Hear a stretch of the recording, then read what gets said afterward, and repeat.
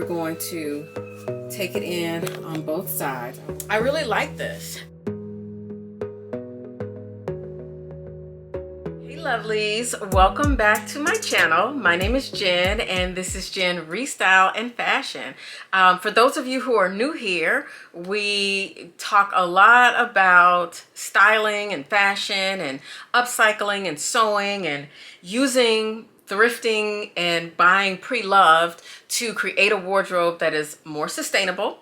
And so if that sounds like something that you're interested in, then stick on by and click that subscribe button below and click on that bell so that you don't miss an update. So because I have been knee deep in fashion show prep, I have not been able to do much styling. I've got 3 videos on tap for you guys. I'm doing the spring capsule haul using thrifted items that I've gotten over the last few months.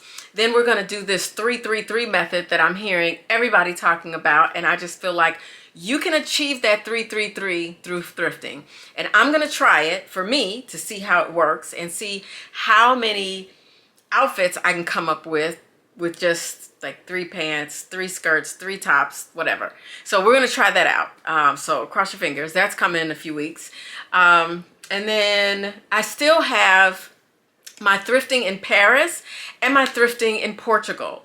So much fun on both of those excursions. So you guys, I just want to bring that to you, but I am knee deep in fashion show. By the time you see this video, the models are going on the runway. Like literally, they will be, let's see, the video goes up at 10 Central. So not quite showtime, but almost time for the VIP reception where we're doing a reveal of some of the pieces. So again, super excited, but I am drowning in fashion show. So I wanted to bring this video to you. I recorded it a couple weeks ago.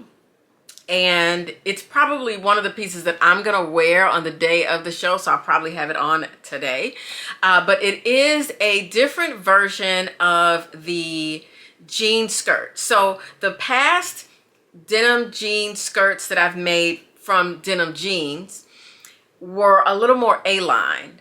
And I know, you know, a lot of what I'm seeing is more straighter, pencil type skirts, more narrow. And so I wanted to kind of just really quickly, this video is really quick, I think it's probably only about 15 or 20 minutes, but I just wanted to show you how I took a pair of jeans and made the skirt more narrow, and I only filled in the back. So on the previous 2 videos, the first one, and I will put a little card here or here so that you guys can click on it and check it out. The first one I did had more of a like flare, and then I had denim in the front and denim in the back. And then the second one, which I will link right here, that one was a similar shape, but I put the corduroy, you know, we mixed the corduroy with the denim, and so you guys really like that one. This one is straighter, so it is a straight skirt, and I've only put another piece of denim in the back. So that's it. And everything else is just the jeans. So you guys check out this video and check out the DIY, you know, upcycle skirt. I think you guys will like this, but yeah, so I'll be back to my 2 videos a week once this fashion show is over, but right now I just gotta get to it. But before we cut over to the video for the DIY, this portion of the video is sponsored by Miss Blue. Those of you who have been around for a while and watching me know that I continue to strive towards a more sustainable lifestyle, and I've wanted to work with brands that are more sustainable, and Miss Blue is the first brand that I've worked with that has more sustainable practices, and that is very appealing to me. Although it's spelled MS Blue. It's pronounced Miss Blue. And when you go to their website, it's very much focused on water conservation and the environment. Miss Blue, one of the things that they point out is that in order to create a natural diamond, sometimes it takes over 100 gallons of water just to make 1 carat. So with Miss Blue using something called moissanite diamonds and lab-grown gemstones, this means that their water consumption is next to zero. So in my opinion, there's minimal impact to the environment. And again, I like that. Using lab-grown diamonds as a result keep the cost down, and these beautiful stones are more affordable. I love the look of the diamond. I love a very classic look of a diamond, and if I can get something that resembles that in a lab-grown diamond, I think this product is something that I want, and I hope that it lasts for a long time. So I received my package, and it was packaged very nicely. Inside the package with my items also came a measurer for a ring, so that if you want to order a diamond ring from them, you can order the right size. So there's a measure in there. It also includes a nice note along with a 15% discount on each piece of jewelry that you order. And everything was individually wrapped in these beautiful blue boxes with Miss Blue fine jewelry on the front. And so the packaging is really nice. So if you wanted to buy this for a Mother's Day gift, it's already packaged in a beautiful box. So you don't need to worry about that. So I opened the first one, and it doesn't tell you what it is on the outside, but I remembered one of the pieces that I picked out. And this is something that I've been looking at for a while. I just didn't know when and who I was going to get it from or where I was going to get it from. But I knew what I wanted it to look like. And that is, as I am opening the box, my initial. Yes, I know. Truth be told, y'all, I really want a full nameplate, but you know how we used to do it back in the day. But I just think this is so cute. It may not be everybody's cup of tea, but I do love the initial. And this one is so beautiful. I'm going to put it here on the black velvet so that you can see. It's beautiful, it's sparkly, and I am just so excited about wearing it. And then the second one, I had forgotten what I placed the order for because it was before I left for vacation. I just remembered that I knew I wanted 1 silver and 1 gold because I go back and forth between my silver and gold. Sometimes I wear brass, but that still gives you that gold feeling. So anyway, when I opened the second box, as I was opening the plastic package, I then remembered what this looked like, and I really liked it because I thought that the shape and the style was very unique. It's so pretty. It's so much more pretty than when I ordered it that I'm so happy for it. So happy about it. It's this kind of oval shape with these gemstones right at the top. And when I tell y'all that this beautiful necklace hits the light, and it is just incredible. Look at how that sparkles. So you've got the gold kind of oval shape and then the gemstones at the top, and all of it just looks so beautiful. It's so dainty. Okay, I hope you guys enjoyed that little unboxing and the background on Miss Blue. I've linked all their information below. Please check them out. And thank you, Miss Blue, for sponsoring this part of the video. All right, let's get into this upcycle, and I'll see you when it's done. All right, we are starting out with these pair of jeans. Now, the jeans I'm using are vintage, and they are 100% cotton. So this skirt is very stiff. It doesn't feel like any of the skirts that I've made in the past. The other ones that I've made all had at least 1 to 3% of elasticine in mixed in with the cotton, so they had a little stretch. This skirt has no stretch. All right, so the first thing we're going to do in creating this more straight skirt, we're going to cut the inseam all the way through right close next to the flat fell seam. So I will zoom in a little bit so that you can see where I'm cutting. You want to make sure you're using a good pair of shears. Be sure that whatever scissors you are using when you cut your fabric, it is not the same pair of scissors that you're using to cut the pattern or paper or anything else, because that will automatically dull your scissors. All right, we're going to go down the other leg, and you don't have to worry about cutting the bottom hem off. We'll deal with that a little later.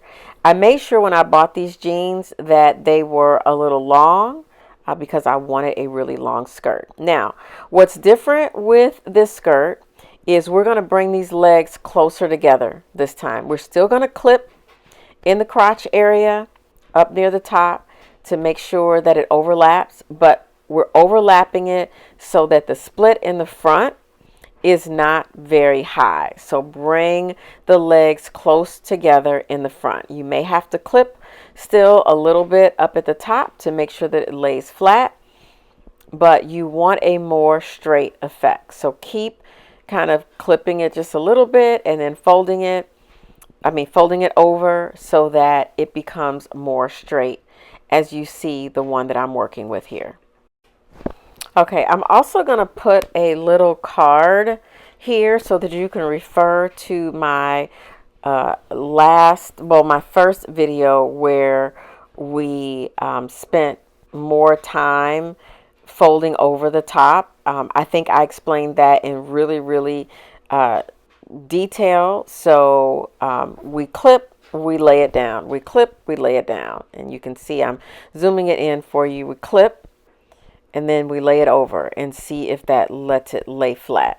And then we have to clip a little more because it's not laying completely flat. Now the back is more challenging. You could go in and run a seam down the back and not do the overlap at all. It's completely up to you, but I'm showing you my method. I'm showing you the method that when I see this skirt in the store, this is how it looks. It looks just like this. So what I ended up doing, because I didn't want that kind of J shape, I believe, and we'll see as we move a little bit further into the video, but I believe I might have folded it over a little bit. You see me still kind of clipping and playing around with it. Take your time with this. Don't get too frustrated. Don't, just take your time with it. It may lay a little bit further over than you absolutely want. I'm going to zoom out a little bit so you can see this better. Okay, so now you can see how it overlaps. I really like the way the front is looking, but I do want it to come in just a little bit more. So I'm going to try this on to see how I like it, because just holding it up next to me is not enough. All right, so here we are trying on the skirt. Show you all the stuff that's in the way. So I overlap the skirt in the front. I'm actually fine with that, but the skirt has a lot of extra fabric in here. So I am going to take in the side of the skirt about a ½ inch on each hip. I want it to lay flatter here. This is a little better. All right, so I don't like this in here, so we're going to take it in on both sides. I want it to fit really snug on my hips. And then you see how much is left here at the bottom, so I'm going to cut it. I'm just going to do a raw cut at the bottom. I like the way this opens in the front. I think this is going to be great to show a little leg or a boot or what have you. The back, I'm going to fill in with the leftover fabric from down there. because I do want the back to be closed, but I want the front to be open. But I definitely wanted this to be just a straight skirt, not anything with a godette in there, flared, or anything like that, just straight. So I will fill in the back. Maybe we might just cut it and call it a day. So I'm going to put a pin down there, and I'm just going to do a raw cut. All right, so after trying the skirt on, I realized that it's super long and I want to cut it off. Now, I do want the skirt to be long because I want to wear heels. I want to wear boots with heels, all of that. But I'm going to cut a significant amount off the bottom, and then when I get done with this, I'm going to throw it in the washing machine so that the bottom can fray. I want a unfinished frayed edge at the bottom. So I'm going to cut one leg, and then I'm going to take that piece and lay it on top of the other one so that both sides will be even. That's the best way to make sure that your sides match up, is just take the other piece and lay it on top.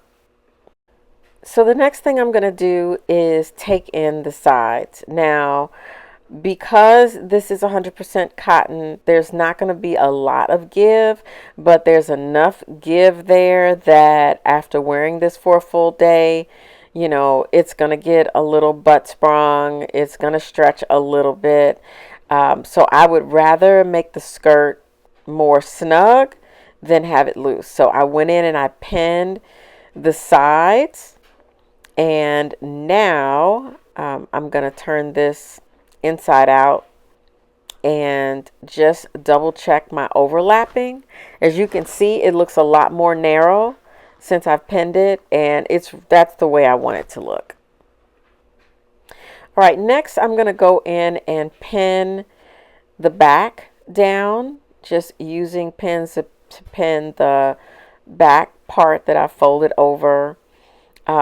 I don't really like the way the split is in the front and the back, so I think I'm going to put a little piece of material in the back just to cover that little triangle.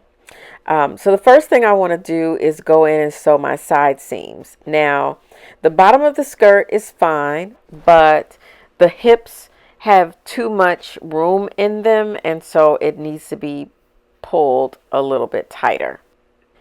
I decided I would deal with the most challenging aspect first, which was the back of the skirt and sewing down that flat fell seam to make sure that it lays nice and flat.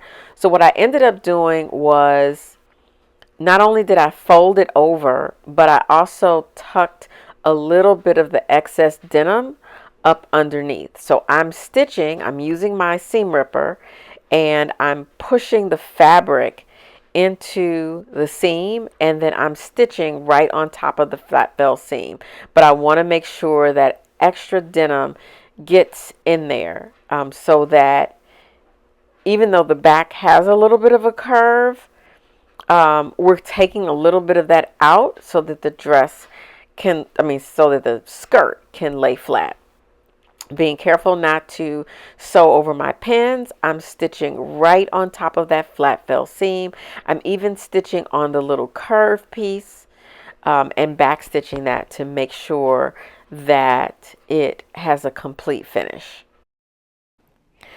All right, so I'm removing the pins from the back of the skirt and just kind of assessing what I need to do next, cutting some of these excess threads out. What I realized once I finished the overlap in the back and the overlap in the front, just did it the same way as we did on the last two skirts. You can refer to those videos. I had some extra fabric on the inside, so you'll see what I do with that. So I did go in and do the sides, and I didn't really like the way that was looking, so I went back in to smooth it out to make sure that it was going to lay nice and flat. It's important to me that the side had a smooth finish and not that look of, oh, you took this in. I wanted it to be smooth, and I knew that it could be. So when you're sewing those side seams, if you have to take it in, my suggestion is to turn the skirt on the wrong side and press it flat so that the seam is flat, and it's easier to sew that way. And then you gradually sew your seam into the original seam, and then it's much flatter, as you can see, and it looks a lot better.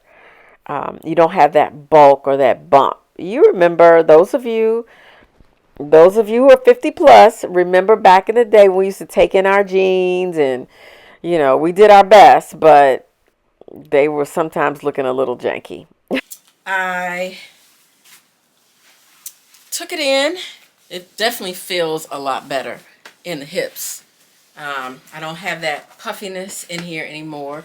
Took in the sides. I like the back, the way it looks. The split is low to the ground. I like that. It's open enough here in the front. Not as much as I had it before when it was pinned, but I really like this. I feel really comfortable with it. I feel comfortable with the length. I do think I'm going to take the fabric from the back, from the inside of here, and fill in this opening. I just don't want this to be ugly frayed after it goes in the wash. And I'm trying to debate if I want the skirt to be any tighter. Right now I feel like it looks good. Let me go in, cut this extra fabric out the back, lay it into this triangle, close up the back, and so the front will be the only place that has the split. And I'm going to put the jacket with it, and wait till y'all see me style that Wrangler jacket. Just wait. All right, so like I was saying earlier, when I turned the skirt on the inside, I realized I had a huge piece of fabric, a triangular piece of fabric in the front of the skirt. So I went inside and I clipped it because that fabric's just going to be extra weight in the skirt and it weighs it down. So I just cut it out. I wasn't using it for anything. Maybe I could have made a little mini handbag or something, but instead I decided to use it to fill in the back of the skirt. And you can see how nicely it fit in there. It fit just perfect. I just stuck it in there, put some pins in it, and just sewed around it. And that gave me the coverage that I wanted in the back. So it wasn't so much that the split was high. It just, in my opinion, it made it look like it was homemade instead of making it look finished. So even though the front is open and has a little kind of upside down V, the back having the V just made it feel like I had just cut the legs of the pants and just put on a skirt. So this way it just seemed more finished to me. So again, we're just going to stitch around this godet. It's a very small one, but just enough to cover the space. The leftover fabric was perfect because it blended well because it's the same fabric. All right, you guys, so that is the finished product, and now I'm gonna cut away to me styling. I have been getting so much wear out of this skirt. I wore it while I was on vacation. I've been wearing it at home. I really love the different cut of it. So thank you guys for watching, and I will see you back next week. We are gonna catch up on videos. You might get 3 videos from me in April, like one of those weeks. So thanks again for joining, and I will see you guys next time. And if you're in Chicago and you're coming to the fashion show, come say hi. All right, you guys, see you later. Bye.